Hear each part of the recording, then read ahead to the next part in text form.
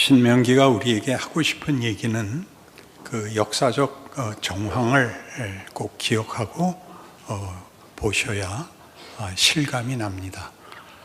하나님께서 아브라함에게 하신 약속을 이루시기 위하여 그의 후손들을 400년간 애굽에서 종살이하고 있는 그 백성을 모세를 보내 꺼내옵니다.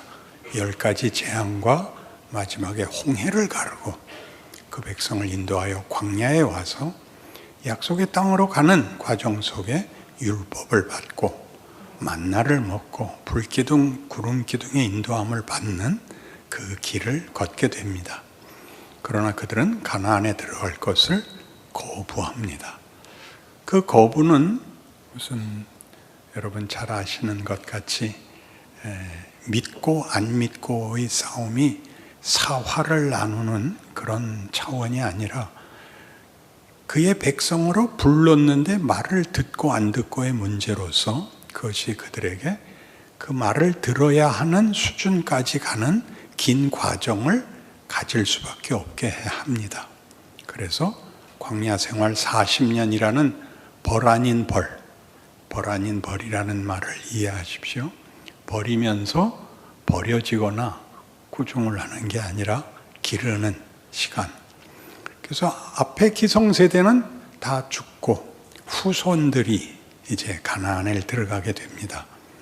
그래서 모세가 그 가나안 입국을 앞둔 이 다음 세대들 앞에서 율법을 지킬 것과 하나님 말씀만을 순종할 것을 목이 정말 피가 나게 가르치는 중입니다. 이 40년 동안의 광야 생활을 봐라. 종되었던 애굽 땅에서 끄집어냈고 너희로 하여금 하나님이 너희에게 어떤 분인지를 만나로 매출하기로 구름기둥으로 불기둥으로 보게 했다. 그러나 하나님이 너희에게 필요를 주는 정도로 너희의 존재가 완성되는 게 아니라 너희라는 각 개인의 존재의 본문을 가져야 된다. 정체성을 가져야 된다 하는 것이 이제 이 신명기의 가르침의 골자입니다. 그러니까 우리가 예수를 믿는다는 말을 할 때도 믿는다는 말은 매우 추상적입니다. 그것은 분명히 결심이기도 하고 결단이기도 하지만 잘 믿는 건지 못 믿는 건지 정말 믿는다는 말이 해당되는지 안 되는지라는 것은 어디에서 어떤 식으로 발전하며 확인되며 시정되어야 하는가 하는 문제에 요한복음 14장에 아주 좋은 비유가 나옵니다. 예수님께서 이렇게 말씀하십니다. 14장 6절은 보통 외우실 텐데 내가 곧 길이요 진리요 생명이니 나로 말미암지 않고는 아버지께로 갈 자가 없느니라 이렇게 됩니다. 그러니까 예수님이 자신의 본문을 얘기하십니다. 나는 길이고 진리고 생명이다. 나는 하나님의 아들이다. 모든 권세를 내가 가졌다가 아니라 나는 길이고 진리고 생명이다. 그래서 예수는 하나님이 우리에게 보낸 하나님의 본문이 됩니다. 우리가 유일하신 하나님을 믿는 것인데 하나님을 믿는 종교라고 하지 않고 기독교라고 하죠. 예수를 믿는 종교인데 예수를 믿는다는 게 하나님의 본문을 믿고 이해하고 동참하는 것입니다. 이렇게 예수님께서 자신의 본문을 얘기하자 제자 빌립이 이렇게 묻습니다. 아버지를 보여주십시오. 이렇게 됐죠. 그래서 예수님이 말씀하시기를 아버지가 나를 보냈다. 나를 본 자는 아버지를 본 것이다. 왜? 내가 아버지의 본문이니까. 이렇게 얘기하는 셈입니다. 그래서 나를 본 자는 아버지를 본 것이다 라고 얘기할 때는 어떤 각오, 진심, 그리고 구호 같은 어떤 진정성과 치열함을 가지고 선포를 하는 것이 아니라 그 존재 자체가 이 얘기, 나는 하나님의 자녀다. 하나님이 누구신가는 예수 안에서 우리에게 증명되었다. 그리고 나도 예수를 따라 사는 사람이다. 이렇게 되는 겁니다. 그래서 이 본문을 만드는 이것이 이렇게 우리가 보통 신에 대해서 기대하는 것은 그 초월성입니다. 초월성이라는 것은 과정도 방법도 조건도 없이 결과를 만들어내는 것을 보통 신에게 기대하는데, 기독교만은 신이 자기 설명을 위해서 긴 시간을 가집니다. 그가 목적하고 있는 자녀들의 어떤 몰이해, 또 해이함, 게으름, 무지 같은 것과 싸우는 시간을, 즉 역사를 가집니다. 그러니까 애굽에서의 종생활이 400년, 그러니까 종으로 산다는 것이 무엇인가를 뼈저리게 알아야 되는 시간을 가지고 오셔서도 그들을 꺼낼 때는 그냥 휙 구름으로 태워 나가는 것이 아니라 바로와 싸우고, 하나님이 모든 우주의 전 존재의 주인이라는 것을 사건 속에서 보임으로, 무슨 나일강이 피가 되기도 하고 파리떼가 나오기도 하고 어두움이 그 모두를 삼키기도 하고 하는 모든 역사 속에서, 그리고 홍해 앞에 서고 홍해가 갈라지고 하는 역사 속에서 자신을 구체적으로 펼치시고 이스라엘 백성에게도 보이십니다. 그러니까 우리가 예수를 믿는다라고 고백을 할 때는 우리 안에 하나님이 누구신가에 대한 이해가 이렇게 역사 그리고 현실 속에서 증명이 된 것 같이 우리에게도 뭐라 그러느냐 하면, 아까 얘기한 요한복음 14장은 뒤에 가서 네가 나를 보고도 모르겠거든 내가 하는 그 일을 보고 나를 믿으라가 됩니다. 근데 내가 하는 일을 보고 믿으라를 잘못 생각하면 그 초월성, 죽은 자를 살리시고 소경을 보게 하시고 오병이어의 기적과 이런 것들을 보라는 것이 아니라 내가 너희를 섬기러 왔다는 것을 봐라, 그런 뜻입니다. 너희를 위하여 내가 대신 죽는다. 이게 하나님의 본문이다. 너희를 사랑하고 너희를 위해서라면 자기가 죽을 수도 있다. 이렇게 얘기하는 것이 너희를 찾아온 신, 너희를 만든 신, 너희에게 이것을 확인시키고 너희로 그 자식이라는 본문을 만들려고 하는 하나님의 자기 증명이다. 이렇게 얘기하는 것이 기독교인 것입니다. 알고 있었던 것 같은 표정을 짓고 계시는데 몰랐을걸요. 우리는 모든 기도가 주시옵소서가 되어 있는데, 주시옵소서를 응답을 받는 경우가 있고 못 받는 경우가 있고 그렇습니다. 받는 것은 하나님이 우리를 붙들기 위해서 주시기도 하고, 그러나 내 실력이 늘어야 되는 것은 나보고 하라 그럽니다.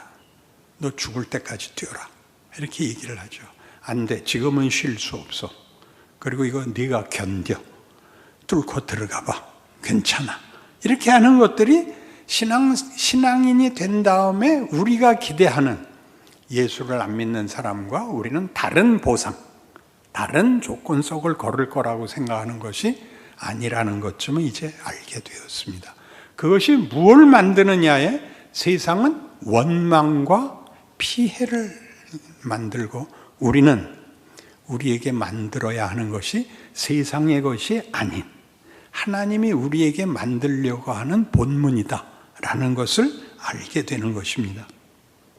그래서 하나님이 자신을 역사 속에서 드러내시며 우리를 역사라는 배경과 정황 속에서 만나주시고 묻고 인도하고 하는 것으로 우리 보고 뭐라 그러냐면, 우리의 신자 된 것과 하나님의 자녀라는 고백이 우리에게 주어진 현실 속에서 예수를 믿는다는 말이 본문으로 나와야 된다는 겁니다. 전도지를 나누라는 말이 아니고, 전도를 하라는 말이 아니고, 존재의 본문이 다른 사람이 되라는 것이죠. 로마서 12장 1, 2절을 여긴 찾아봐야 되기도 하고 외우고 있어야 되기도 하는 중요한 성경 구절인데 이게 지금 하는 얘기와 어떻게 잘 연결되는가 보십시오. 그러므로 형제들아, 내가 하나님의 모든 자비하심으로 너희를 권하노니 너희 몸을 하나님이 기뻐하시는 거룩한 산 제물로 드리라. 이는 너희가 드릴 영적 예배니라. 너희는 이 세대를 본받지 말고 오직 마음을 새롭게 함으로 변화를 받아 하나님의 선하시고 기뻐하시고 온전하신 뜻이 무엇인지 분별하도록 하라. 정체가 달라지는 겁니다. 여러분이 한국 선수와 다른 나라 선수와 올림픽 경기를 하고 있다면 당연히 우리나라 편을 들어야 되는 것이 우리의 정체성인 것입니다.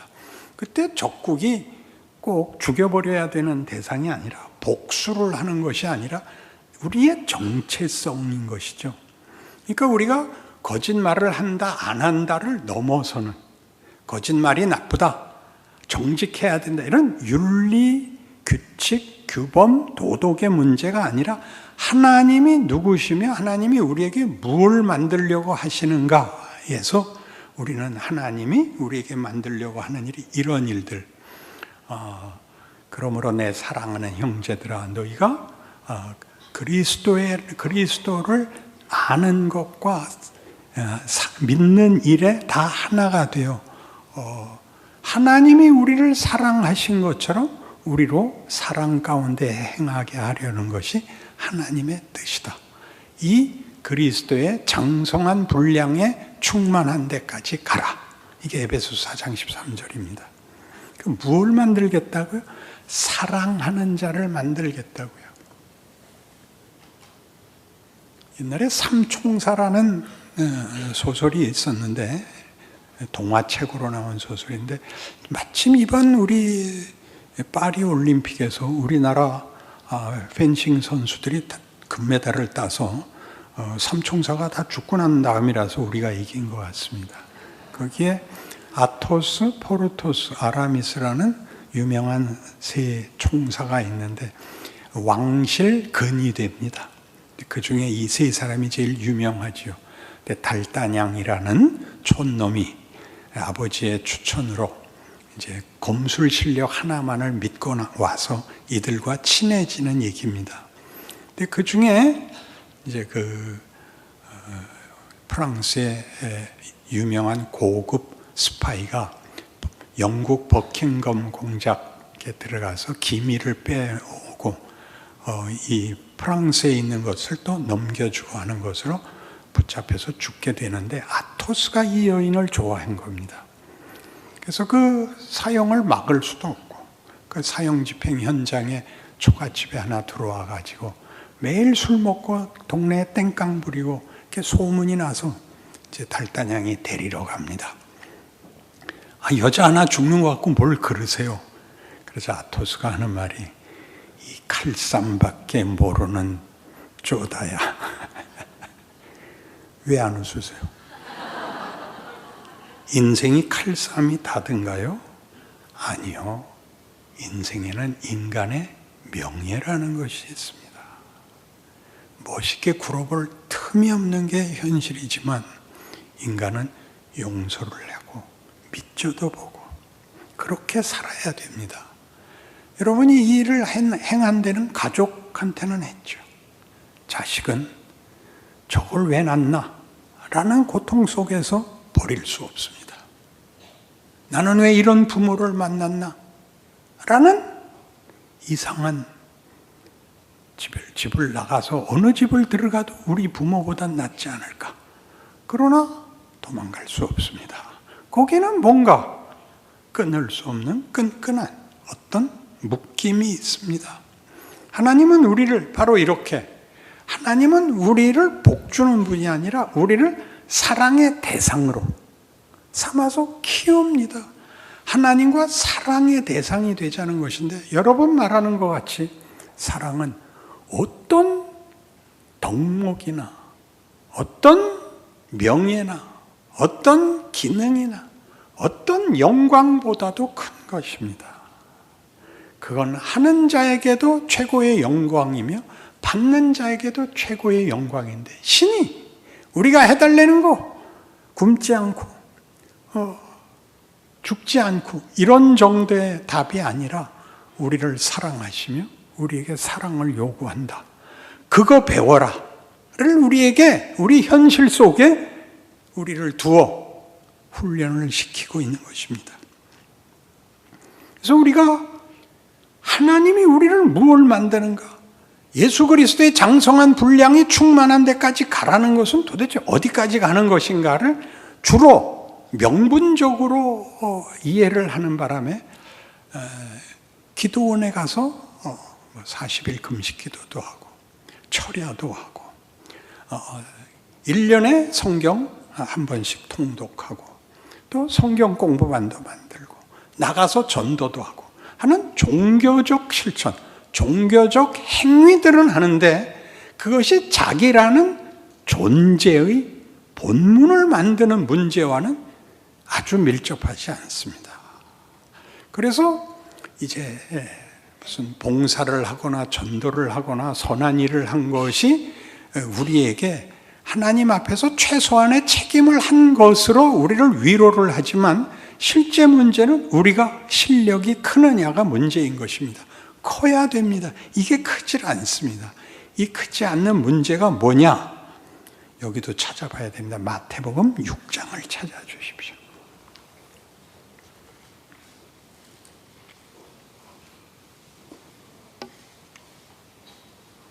마태복음 6장 5절부터 봅니다.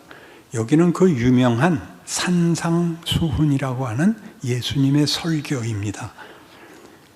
6장 5절, 또 너희는 기도할 때 외식하는 자와 같이 하지 말라. 그들은 사람에게 보이려고 회당과 큰 거리 어귀에 서서 기도하기를 좋아하느니라. 내가 진실로 너희에게 이르노니 그들은 자기 상을 이미 받았느니라. 너는 기도할 때 네 골방에 들어가 문을 닫고 은밀한 중에 계신 네 아버지께 기도하라. 은밀한 중에 보시는 네 아버지께서 갚으시리라. 그래서 종교적 행위로 잘난 척하지 말고 은밀하게 해야 된다. 남모르게 해야 된다. 이런 식으로만 기도 훈련도 받았단 말이죠. 또 하나 있어요. 또 기도할 때 이방인과 같이 중언부언하지 말라. 그들은 말을 많이 하여야 들으실 줄 생각하느니라. 간절히 해라. 열심히 해라. 붙잡고 늘어져라. 그러면 귀찮아서라도 답을 한다. 이런 식의 훈련은 되어 있는데 지금 그것들 정도로는 안 된다. 더 가야 된다. 이거 잘못하는 거 아닙니다. 초급반일 땐 여길 거쳐 오셔야 됩니다. 그러므로 너희는 이렇게 기도하라. 그리고 그 유명한 주기도문이 나옵니다. 읽어봅시다. 어디서부터 읽어야 할까요? 하늘에 계신부터 같이 읽읍시다. 하늘에 계신 우리 아버지여, 이름이 거룩히 여김을 받으시오며 나라가 임하시오며 뜻이 하늘에서 이루어진 것 같이 땅에서도 이루어지이다. 오늘 우리에게 일용할 양식을 주시옵고 우리가 우리에게 죄 지은 자를 사하여 준 것 같이 우리 죄를 사하여 주시옵고 우리를 시험에 들게 하지 마시옵고 다만 악에서 구하시옵소서. 나라와 권세와 영광이 아버지께 영원히 있사옵나이다. 아멘. 그러면 앞에서 한 기도 이렇게 하는 거 아니다. 사람 앞에 보이려고 하는 거 아니다. 골방에 들어가서 해라. 주문을 외우듯이 치성을 들으듯이 해서 받아내는 것도 아니다. 너희는 이렇게 기도하라. 여기 중에서 이 주기도문은 더 깊이 장시간에 걸쳐서 설명해야 옳습니다만 제일 중요한 것은 12절, 우리가 우리에게 죄 지은 자를 사하여 준 것 같이 우리 죄를 사하여 주시옵소서입니다. 내가 누구를 용서해야 하나님이 나를 용서해 준다, 그런 얘기 아닙니다. 그렇게는 우리 못합니다. 내가 누구를 용서할 수 있는 것은 내가 용서를 받은 이유 때문입니다. 받았기 때문입니다가 이렇게 되어 있습니다. 그럼 왜 이렇게 써놨느냐? 14절, 너희가 사람의 잘못을 용서하면 너희 하늘 아버지께서도 너희 잘못을 용서하시려니와 너희가 사람의 잘못을 용서하지 아니하면 너희 아버지께서도 너희 잘못을 용서하지 아니하시리라. 이 뒤에 붙은 말을 가지고 묶어야 됩니다. 용서라는 게 가장 큰 본문이라는 겁니다. 아버지가 우리에게 요구하는 기도해야 되는 가장 큰 본문이랍니다. 어디까지 용서해야 된다? 우리에게 죄 지은 자를 용서해야 됩니다. 그러면 아버지가 나를 용서한다는 이게 아버지의 뜻이답니다. 못 알아듣는 얼굴로 아버지께서 우리에게 용서라는 것을 본문으로 가지기를 원한다. 용서가 뭐죠? 반대말을 생각해야 됩니다. 용서의 반대말은 보복입니다. 보복.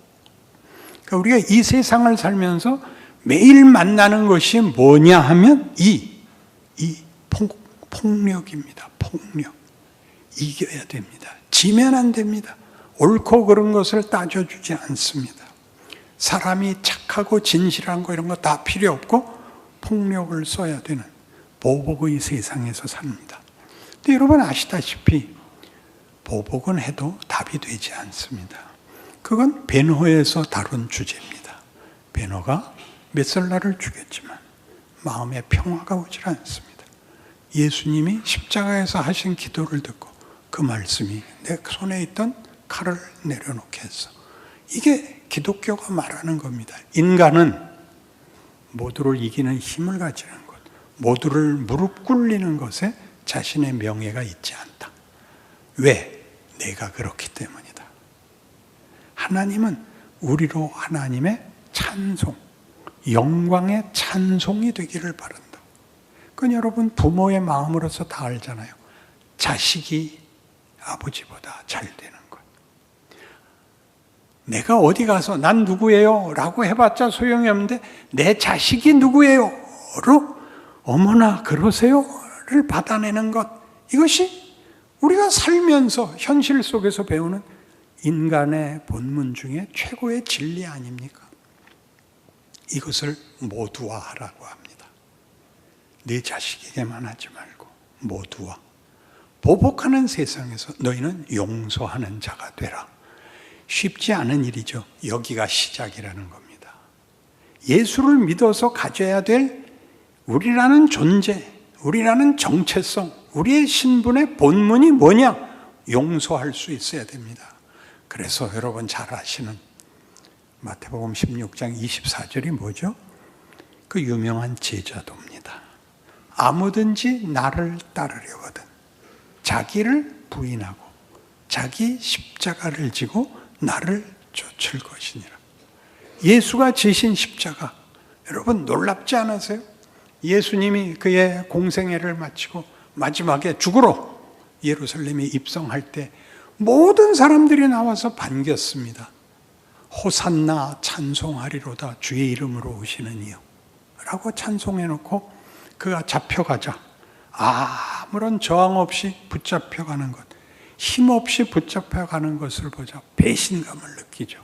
왜? 그들은 메시아가 힘을 가지고 와서 이 악한 자들을 다 물리치고 이 선한 자들에게 보상해 주리라 생각했는데 맥없이 잡혀갑니다. 어디까지 분을 터뜨려요?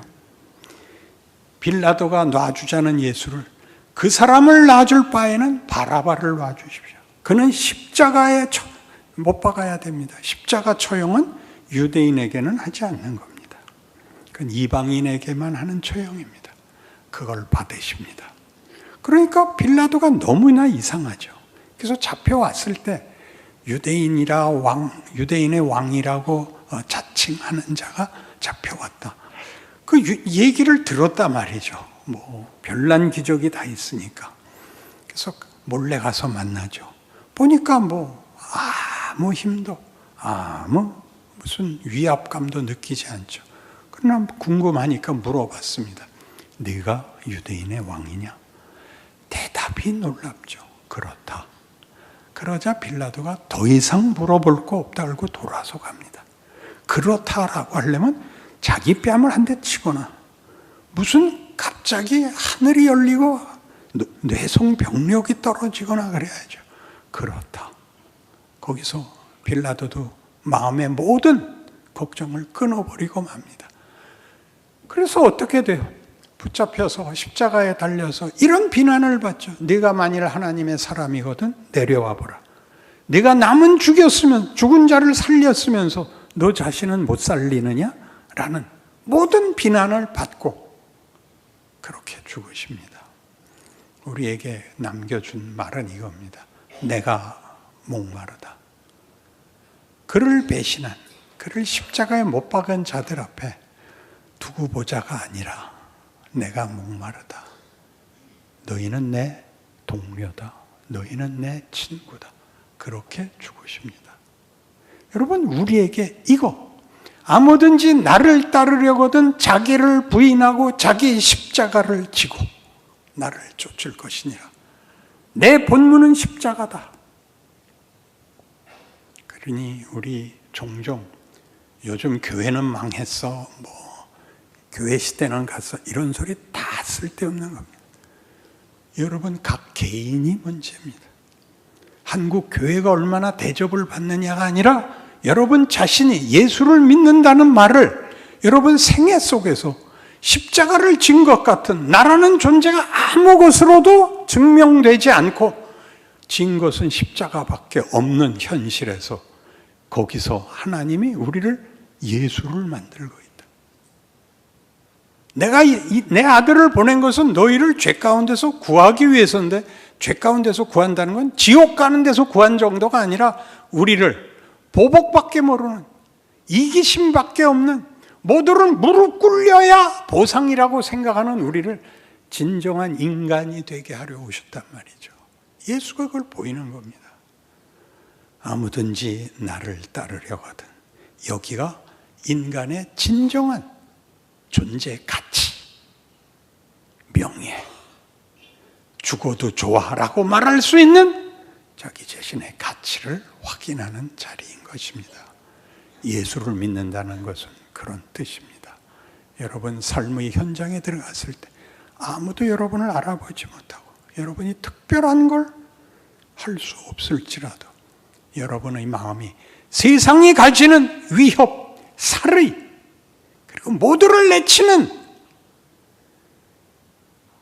저주와 정죄밖에는 할 줄 모르는 세상에서 여러분만이 그 모두를 삼키시는, 거두시는, 받으시는, 난 네가 제일 좋아. 왜 지랄 떠는 데 와서 넌 용기도 있잖아. 이 말을 할 수 있는 사람이 돼요. 넌 뭐냐? 조금만 더 있으면 가르쳐 줄게. 이런 신자의 진정한 본문을 가지는 여러분의 현실, 여러분의 현장, 여러분의 인생을 승리하시기 바랍니다.